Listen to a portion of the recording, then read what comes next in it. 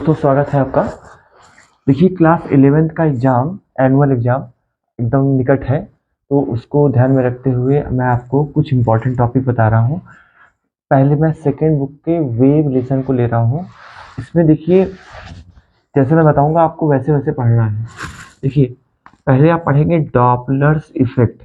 अब Doppler's effect में केवल एक फॉर्मूला है, उस फॉर्मूले को जाके पढ़िए, n equal to N naught V minus V zero upon V minus V S.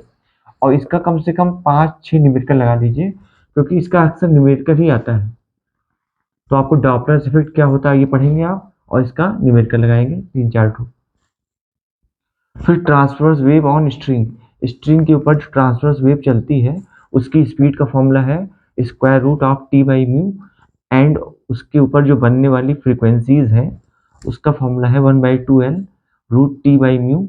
अगर ये एक पार्ट में है, अगर पी पार्ट्स में है तो यहाँ पर पी हो जाएगा। ठीक, उसके बाद प्रोग्रेसिव वेव जो है y equal to A sine के एक्स माइनस ओमेगा टी, इसका डेरिवेशन आपको पढ़ना है। यानी वेव में प्रोग्रेसिव वेव का डेरिवेशन और इस फॉर्मूले पर बेस्ड 2-3 सवाल जरूर लगा लीजिएगा। ऐसे इसमें 3 लॉ दिए हैं, जैसे law of length, law of tension, law of mass. तो इसको एक बार जाके पढ़िएगा। मतलब ये टॉपिक आपका कवर्ड हो, अगर फॉर्मूला लिखने के लिए आ जाए, डिफिनेशन लिखने के लिए आ जाए तो आप लगा ले जाए। उसके बाद स्टैंडिंग वेव क्या होती है और इसकी इक्वेशन को डिराइव करना with the help of reflection. अब इसमें 2 केस है, ओपन एंड और एक क्लोज एंड। मैंने आपको पढ़ाया अच्छे से, तो आप कॉपी में देखकर उसको अच्छे से डिराइव कर लेंगे। उसके बाद देखिए इसमें एक बहुत ही इंपॉर्टेंट टॉपिक है, इस टॉपिक को मैंने एक नया नाम ही दे दिया है, आर्गन पाइप। अब आर्गन पाइप 2 टाइप की होती है, ओपन और क्लोज्ड। तो ओपन में इवन और ऑड दोनों हार्मोनिक बनते हैं, और ऑड में, क्लोज में केवल ऑड हार्मोनिक बनते हैं। तो इसमें हार्मोनिक्स क्या होता है, ओवरटोन क्या होता है, और इंड करेक्शन स्मॉल ई क्या होता है, इसको आपको पढ़ना है। तो आर्गन पाइप में आपको ओपन और क्लोज्ड 2 आर्गन पाइप होती है, उनको पढ़ना है, और उनमें बनने वाली हार्मोनिक्स का रेशियो क्या होता है ये पढ़ना है। और ये जो टर्म आ रहा है ओवरटोन और इंड करेक्शन, इसको मिलाकर आप 1-2 न्यूमेरिकल लगा लीजिएगा।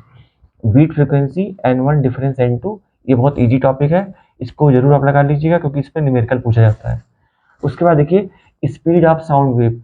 तो स्पीड ऑफ साउंड वेव में 2 कहानी है। पहली कहानी है न्यूटन का formula square root of P by D या रो, और उसके बाद लाप्लास करेक्शन आता है, जिसने उसको सही किया था उसमें गामा लगाकर।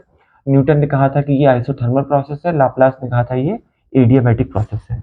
जब आप ये सारे टॉपिक पढ़ेंगे तो इधर मैंने अलग से लिख दिया SHM, सिंपल हार्मोनिक मोशन, सरल आवर्त गति, सिंपल हार्मोनिक मोशन।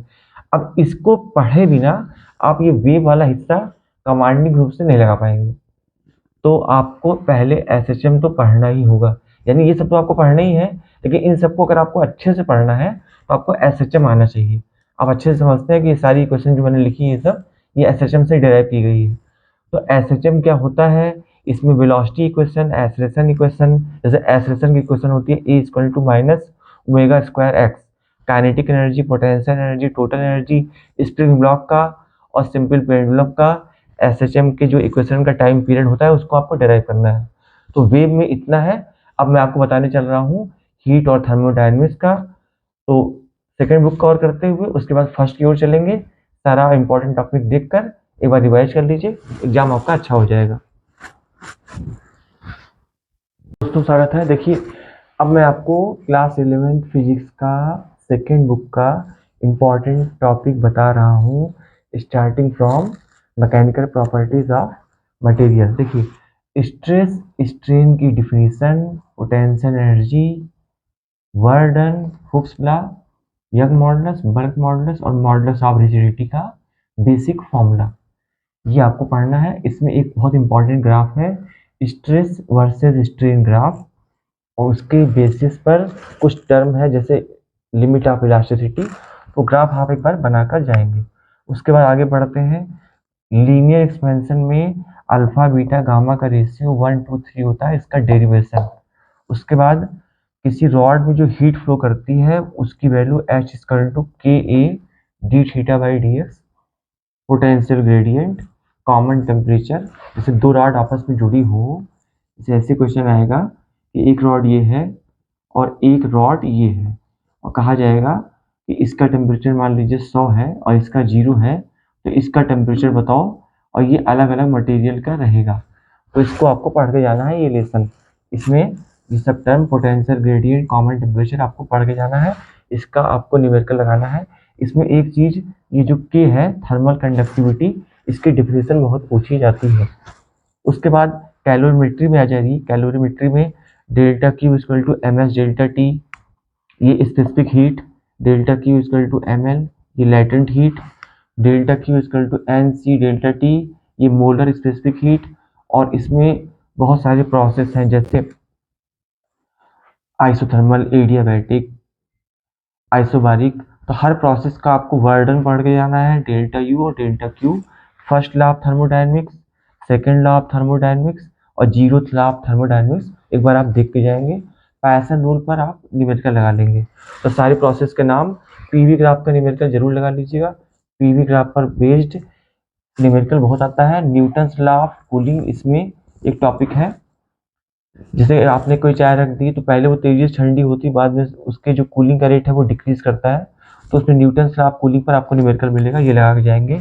थर्मोडायनेमिक्स बहुत अच्छे से लगा के जाइएगा, इस पे बहुत क्वेश्चन आते हैं, थोड़ा बड़ा लेसन है, बहुत स्कोरिंग है। उसके बाद pressure equation, P equal to 1/3 rho V R M S का होल स्क्वायर, इसका डेरिवेशन ये आ जाएगा आपका काइनेटिक थ्योरी ऑफ गैसेस में। उसके बाद R M S speed, V R M S equal to √3 RT/m। उसके बाद ये Carnot engine, CP minus CV equal to R का डेरिवेशन। इतनी चीज़ें आपको पढ़ के जानी है। कार्नोट इंजन की इफिशियंसी भी आप पढ़ के जाएंगे, मतलब इसको अच्छे से कंप्लीट करके जाइएगा। अगर आप इतना पढ़ लेते हैं तो आपका हीट और थर्मोडायनेमिक्स में मैक्सिमम हिस्सा आपका कंप्लीट है। ये वाला mechanical properties of the material है और बाकी सब पूरा हीट है। तो पिछले वीडियो मैंने आपको जो बताया, वेव बताया, ये आपका हीट हो गया, थर्मोडायनेमिक्स हो गई।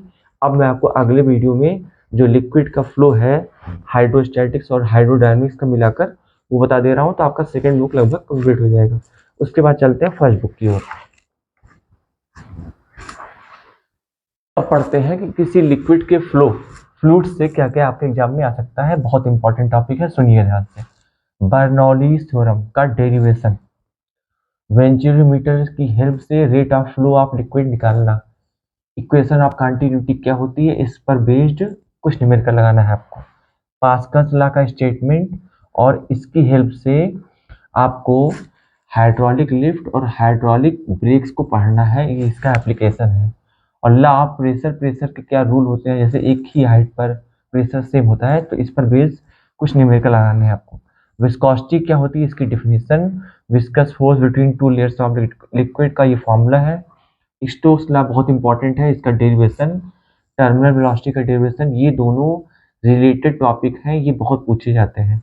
उसके बाद buoyancy force on a object in a liquid, flotation क्या होता है, relative density of a material क्या है, Reynold number, streamline flow, critical velocity, turbulent flow, laminar flow, Reynold number के बेसिस पर इनका आपस में क्या रिलेशन है, इसका न्यूमेरिकल। सरफेस टेंशन क्या होता है, इसके दो डिफिनेशन है, on the basis of force per unit length, on the basis of work done per unit area. Capillary क्या होती है, उसका राइज का फॉर्मूला, कैपिलरी में लिक्विड के राइज या फॉल का फॉर्मूला होता है 2s cos theta upon rho G R, या 2s upon rho G R. H into R का प्रोडक्ट कांस्टेंट होता है, इसका यूज होगा आपका जहां कैपिलरी को आप डिप करेंगे और उसकी जो लेंथ है वो इनसफिशियंट होगी। इफ्लक्स वेलोसिटी किसी लिक्विड की किसी कंटेनर से क्या होती है, टॉरिसोली थ्योरम क्या है, pressure difference between two columns of a liquid rho g h, इसका derivation, work done in breaking a liquid drop in smaller drops, जैसे आपने लिक्विड का एक बड़ा ड्रॉप लिया और उसको छोटी छोटी ड्रॉप में आपने तोड़ दिया, तो उसमें कितना वर्क होगा, उसका फॉर्मूला है work done equal to surface tension area final minus area initial. उसके बाद pressure difference is equal to 2s/r, pressure difference is equal to 4s/r। ये कहाँ मिलेगा आपको, इसी लेसन में जहाँ लिक्विड है, और सरफेस टेंशन वाले में मिलेगा। कोई लिक्विड का जो सरफेस होता है वो थोड़ा कर्व होता है, उसके ऊपर नीचे जो प्रेशर है उसका डिफरेंस का 2 फॉर्मूला है। ये किसी लिक्विड के लिए है, ये सोप बबल के लिए है। टिल्टेड कैपिलरी में लिक्विड राइज का फॉर्मूला। अब आपको इतनी चीजें पढ़ेंगे आप, तो आपका जो लिक्विड है वो कंप्लीट हो जाएगा। और यहाँ देखिए ये सब जो मेन डेरिवेशन है, जैसे कैपिलरी राइज, उसके बाद बर्नौलीज थ्योरम, उसके बाद pressure difference between two points of a liquid, surface tension में वर्डन, इफ्लक्स वेलोसिटी, तो ये सब डेरिवेशन इंपॉर्टेंट है। इनको आप इग्नोर नहीं कर सकते, इनको आप जरूर पढ़ के जाएंगे। इसको पढ़ के जाएंगे तो आप मान लीजिए आपका नंबर बहुत अच्छा आएगा। तो ये आपका हो गया लिक्विड वाला। इसके पहले मैं आपको हीट का बताया, उसके पहले मैं आपको वेव का बताया। तो लगभग ये सेकेंड बुक आपकी कंप्लीट हो गई। अब चलते हैं फर्स्ट बुक की ओर। दोस्तों स्वागत है। देखिए अब आपको मैं फर्स्ट बुक का बता रहा हूँ, ध्यान से सुनिएगा। इंपॉर्टेंट टॉपिक क्या क्या है आपको जो पढ़ के जाने हैं एनुअल एग्जाम के लिए। ऑर्बिटल वेलोसिटी, मैं ग्रेविटेशन से स्टार्ट कर रहा हूँ। Orbital velocity, escape energy of satellite, potential energy of satellite, kinetic energy of satellite. Satellite की 3 एनर्जी होती है, पोटेंशियल, काइनेटिक और टोटल। ये तीनों एनर्जी का फॉर्मूला।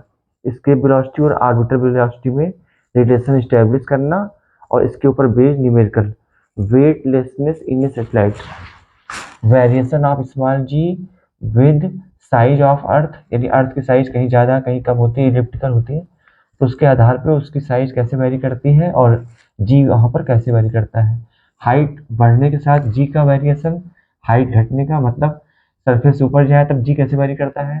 तो यहाँ फॉर्मूला होता है g dash equal to g upon 1 plus h by R e का होल स्क्वायर, उस पर सवाल। और जब आप हम लोग अंदर जाते हैं अर्थ के सरफेस से, तो वहाँ पर जी कैसे वेरी करता है, g dash equal to g bracket में 1 minus h by R e. Earth के घूमने से जी कैसे वेरी करता है, इन सब से जितना भी ये है इन सब से जी की वैल्यू चेंज होती है। और इसके ऊपर based graph, Kepler's law of gravitation क्या है, कंजर्वेशन ऑफ एंगुलर मोमेंटम, इसके आधार पर समझाइए। T square is proportional to R cube, ये थर्ड लॉ है, इसको समझाइए। और इसके आधार पर आप न्यूमेरिकल कुछ लगाएंगे। न्यूटन्स लॉ क्या है, कैप्लर्स लॉ के बेसिस पर F equal to G m1 m2 by R square. Intensity of gravitational field क्या होती है, potential at a point due to earth का derivation, parallel perpendicular axis theorem. अब आप आ गए रोटेशन में, कंजर्वेशन ऑफ एंगुलर मोमेंटम, इसकी हेल्प से समझाइए। L equal to I omega के आधार पर आई बढ़ेगा तो ओमेगा घटेगा। Tau equal to I alpha, tau torque है, आई मोमेंट ऑफ इनर्शिया है, अल्फा एंगुलर एक्सेलरेशन है। सेंटर ऑफ मास के 2-3 न्यूमेरिकल लगाएंगे आप। रोलिंग काइनेटिक एनर्जी का फॉर्मूला लिखेंगे। तो ये सब दोनों डेरी एक्सिस जो है इनका डेरिवेशन, और इस सब फॉर्मूले पर आपका सवाल लगा होना चाहिए। Work energy theorem first book की सबसे इंपॉर्टेंट थ्योरम है, वर्क एनर्जी थ्योरम। इसका डेरिवेशन 2 तरह से होता है, कांस्टेंट फोर्स और वेरिएबल फोर्स, दोनों आपका होना चाहिए। कोलिजन इन 2D का न्यूमेरिकल आपके पास होना चाहिए।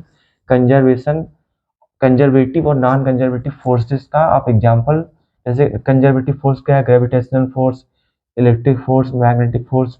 नॉन कंजर्वेटिव फोर्स क्या है, friction, air resistance, coefficient of viscosity, coefficient of restitution, small e पर न्यूमेरिकल लगाएंगे। कंजर्वेशन ऑफ लीनियर मोमेंटम का सवाल, न्यूटन्स लॉ 3 है, क्या क्या है आप जान रहे हैं, law of inertia, law of angular momentum, law of momentum, और थर्ड है एक्शन रिएक्शन। इसके आधार पे आपको सवाल लगाना है। F equal to M A का भी सवाल आपको लगा के जाना है। इसमें कई टाइप है, जैसे पुली वाला सवाल है, ब्लॉक के ऊपर एक ब्लॉक रखा है उसको आप चला रहे हैं, फ्रिक्शन का सवाल बीसी में आएगा, तो आप फ्रिक्शन अच्छे से लगा के जाएंगे। इसमें भी 2 केस है फ्रिक्शन में, काइनेटिक फ्रिक्शन और लिमिटिंग फ्रिक्शन। उसमें एक टर्म आता है एंगल ऑफ फ्रिक्शन और एंगल ऑफ रिपोज, उसको आप पढ़ के जाएंगे। सेंटीमीटर एक्सेलरेशन का डेरिवेशन, सेंट्रीफ्यूगल फोर्स क्या होता है, banking of road, bending of cyclist. Vector में डॉट प्रोडक्ट, क्रॉस प्रोडक्ट, ये आपका है पैरेललोग्राम का डेरिवेशन। टाइप्स क्या होते हैं वेक्टर के, उनके आधार पर उनका न्यूमेरिकल आपको लगा के जाना है। परसेंटेज एरर, एरर में डायमेंशन में 3 एप्लीकेशन है, conversion of system of unit, दूसरा है किसी डायमेंशन से किसी फॉर्मूले को चेक करना, तीसरा है किसी फॉर्मूले को डायमेंशन की हेल्प से स्टैब्लिश करना। तो थर्ड वाले का बहुत सवाल आता है। सिग्निफिकेंट डिजिट क्या होते हैं, इसके आधार पर इनका न्यूमेरिकल। तो इतना बेसिक मैंने आपको फर्स्ट बुक का बताया, इसके पहले मैं आपको सेकंड बुक का बताया। आप दोनों कंबाइन कर दीजिए, आप पूरा अच्छे से पढ़ के जाइए इसे टॉपिक, आपका अच्छा खासा नंबर आ जाएगा। देखिए फर्स्ट बुक में प्रोजेक्टाइल मोशन क्या होती है, उसके टाइम ऑफ फ्लाइट का डेरिवेशन, उसकी मैक्सिमम हाइट का डेरिवेशन, रेंज कब मैक्सिमम होती है, इस पर आधारित सवाल, प्रूव करना कि उसका पाथ एक पैराबोला होता है, इक्वेशन ऑफ मोशन 4 है, फर्स्ट, सेकंड, थर्ड, फोर्थ, इन सब का डेरिवेशन 2 मेथड से, ग्राफ से और डिफरेंशियल से आप लगा के जाएंगे। तो फर्स्ट बुक में ये भी आपको अच्छे से पढ़ के जाना है।